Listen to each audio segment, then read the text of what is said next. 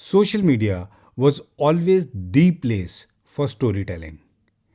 Creators have been telling their stories, which earned them a growing gathering of followers. Brands found an opportunity and collaborated with them, giving birth to influencer marketing. A new trend has picked up and it is blurring the lines between content creation, advertising, and entertainment. You might have stumbled upon a series about a quirky coffee shop. It's funny, it's entertaining, and you're hooked. 10 episodes later, you realize it's actually made by a brand. But you don't care about it much. In fact, you might like it even more. This is the world of branded social media series, and it's changing everything we thought we knew about marketing. So, let's talk about why brands are suddenly producing their own TV shows, who's watching them, and what this means for the future of social media marketing.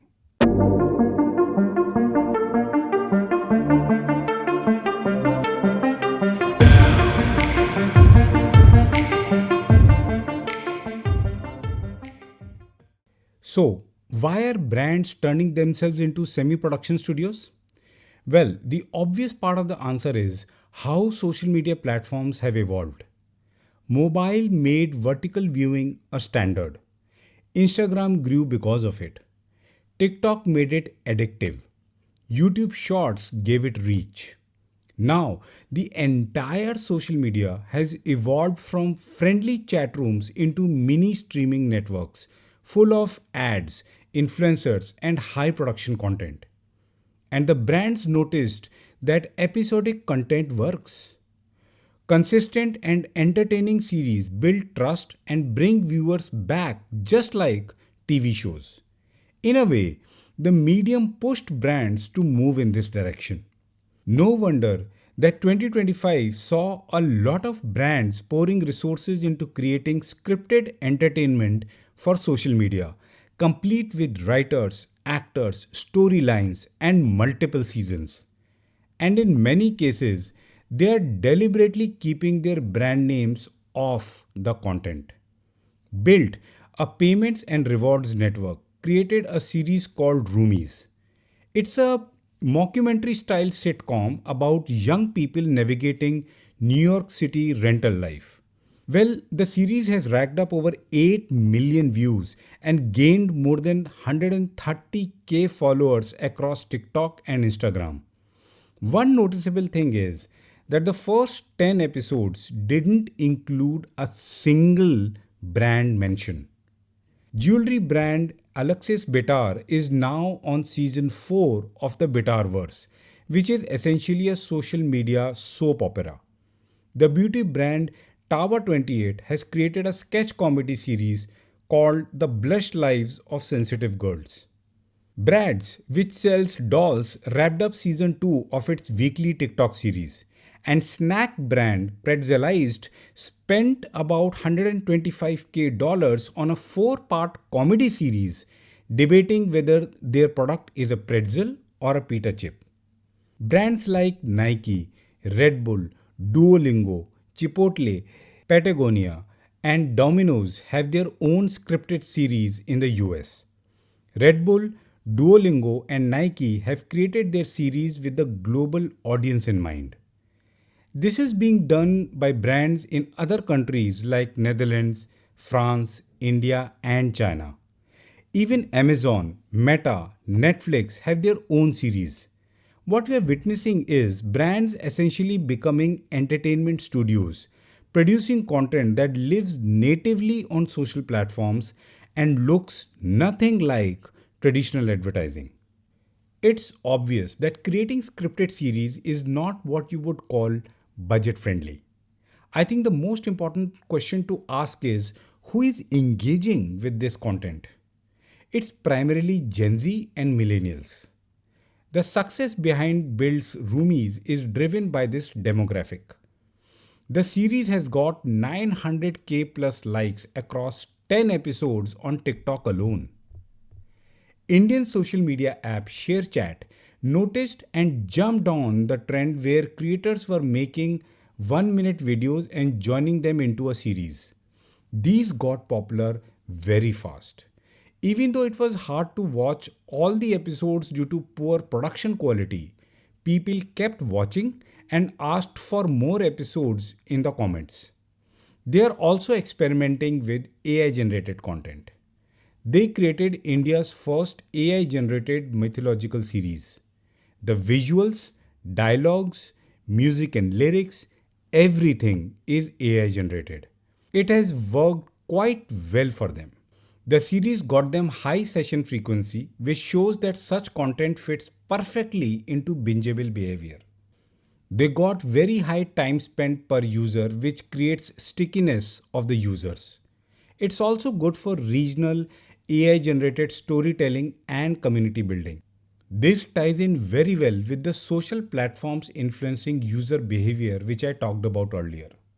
Deloitte's 2025 Digital Media Trends report showed that 56% of Gen Z and 43% of millennials find social media content more relevant than traditional content like TV shows and movies.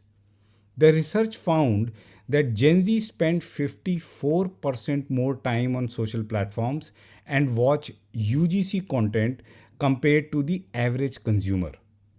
This last data point brings out a very interesting insight. Because these episodes feel like entertainment, not commercials, the algos serve them to users without signaling their ads or branded content. The digital native users are anyway good at spotting ads and avoiding them entirely. Some estimates show that about 56% of Gen Zs are more likely to follow brands that post content that is not product related. Scripted social content helps people discover the brand through entertainment instead of disruptive ads. This is the behavioral foundation that's making scripted social media series attractive. It helps brands cultivate relatability and authentic connections. The storytelling and entertaining aspect of scripted social makes a lot of sense. But it is also bringing with it a surprising trend of brands making the content unbranded. Build's Roomies is an example. The only indication that there is a brand behind it is a brief mention in the account bio. Taking cue from the Gen Zs avoiding branded content, if you can create content that people genuinely want to watch and will go out of their way to see it, they'll build a strong brand affinity than any traditional ad could generate. Viewers often mention Built in the comments and educate each other on what the platform is. The discovery feels organic rather than forced. Other brands like Alexis Bitar and InStyle are doing this. Their view is that if they can entertain their audience, they can sell products later. But it requires taking risks, and rightly so. Conceptualizing, creating, and publishing a scripted social series is not necessarily a low budget way of marketing. This explains why unbranded scripted social is not full scale. What we are seeing is more like a spectrum. On one end, you have completely unbranded content like Roomies, where the brand is essentially invisible. On the other end, you have brands like Oatly creating a series called Cafe con el Abuelo, where the brand serves as what they call a supporting character, which is present but not dominating. Whether unbranded or not, the brand is playing a sidekick in its own content. It's a strategic approach to tackle ad fatigue. A HubSpot based survey found that 91% of consumers feel that advertising has become more intrusive than it was in prior years. eMarketer surveys shows that 63% of US adults are less likely to purchase from brands that bombard them with ads. So when brands make unbranded content, they're not trying to trick anyone. They're acknowledging a reality that traditional branded content doesn't work anymore for these audiences. So instead of finding answers to the question, how do we get attention? They have changed the question itself to how do we earn attention? Now, whether unbranded marketing becomes a dominant strategy is something that remains to be seen. There are valid concerns. Building brand recall without visible branding is difficult. Measuring ROI becomes more complex. And not every brand has the resources or the patience to invest in entertainment that might take months to translate into business results. But there is a strong case for authenticity and how it is actively sought by the digital natives.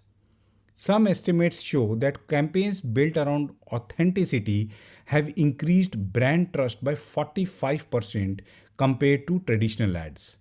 UGC posts on Insta earn 28% more engagement than branded posts, and UGC based ads achieve 4 times higher click through rates than traditional ads. Even Gen Alpha, people born after 2012, are big on authenticity.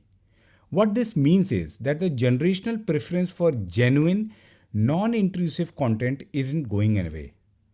If anything, it's only going to intensify more. This brings us to another pressing concern. What happens to traditional social media posts, your static images, carousels, and standard video posts? Data suggests that video and interactive posts are winning the engagement game. It's not a news anymore. On Insta, reels and carousels get roughly 10 to 20% more engagement than single image posts. But that doesn't mean static posts are dead. They also get good engagement if they have high quality, valuable content that users actually want to save and share. LinkedIn tells a different story. Carousel posts have seen a decrease in impressions by 40 to 50%. This carousel fatigue is being experienced by creators as the novelty wore off as everyone started using the format. The message here is that a well designed image with valuable content can still capture attention, but clearly, trends favor more dynamic content. The digital natives who have grown up with touchscreens seek visual first interactive content. Quick updates, branded quotes, and infographics where clarity matters more than engagement will still be relevant. But if reach and engagement are your primary metrics, the shift towards video and specifically short form video is undeniable. Community building is perhaps where scripted social series have the most obvious fit. The brands creating these shows aren't just accumulating followers, they're building communities. Viewers of Rumi series don't just watch, they comment with the kind of enthusiasm you'd see from fans of an actual TV show. They educate each other about what built is. They anticipate new episodes. They feel ownership over the content. This is fundamentally different from the traditional brand follower relationship, which is often passive. When your content is genuinely entertaining, followers become participants. They share with friends. They defend the brand in comments. They become advocates without being asked. This kind of community building relies on niche content that creates belonging. Scripted social provides just that. So far, we have talked about scripted social being adopted by B2C brands. It makes sense because the digital natives form a large part of their target audience. What about B2B brands? Well, it's not that they are immune to this.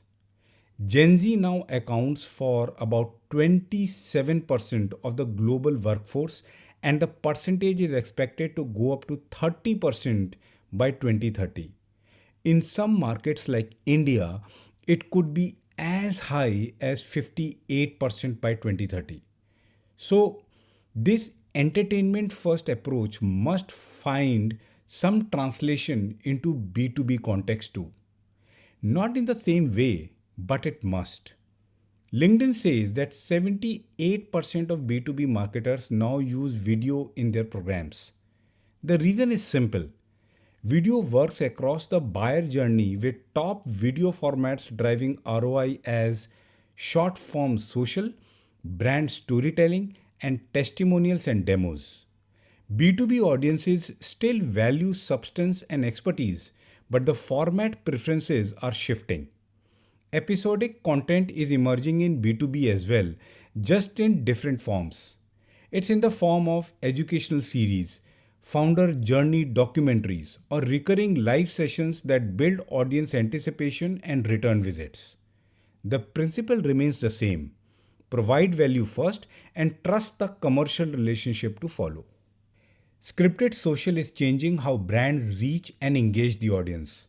The way it is appealing to the younger generation and even the older ones, it is great for community building.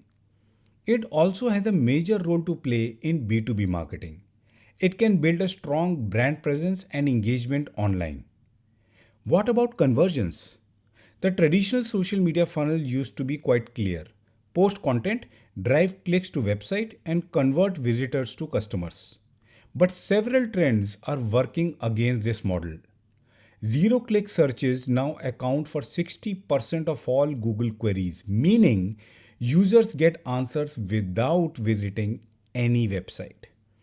AIO features in search have doubled in appearance rate and reduced click through rates by nearly half. Social platforms are becoming closed ecosystems. More people are relying on social media for their online searches, which keeps them glued to platforms. This is making it harder to direct traffic elsewhere. It's not that organic website traffic and SEO are dead. They're still relevant and contribute to the overall conversions. But AIOs and growth in search on social has made it harder. For brands investing in scripted social series, the conversion path looks different. These aren't campaigns designed to generate immediate clicks. They are investments in brand equity that pay off when audiences eventually need what the brand offers.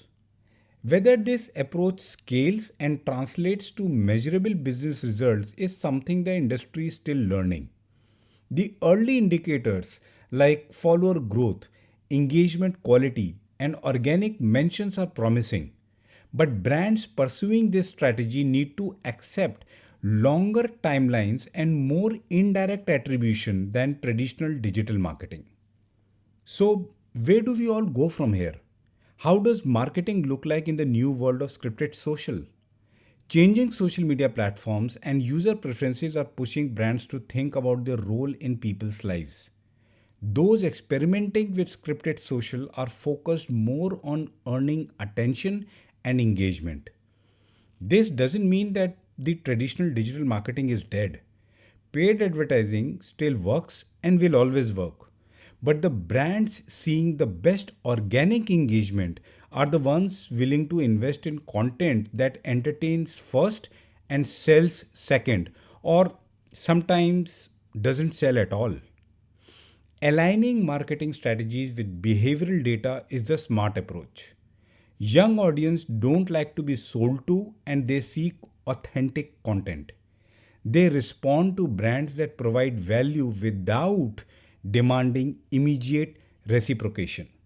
Scripted social series are one answer to this reality. They won't be the right answer for every brand. They require resources, patience, and a willingness to let go of direct response metrics.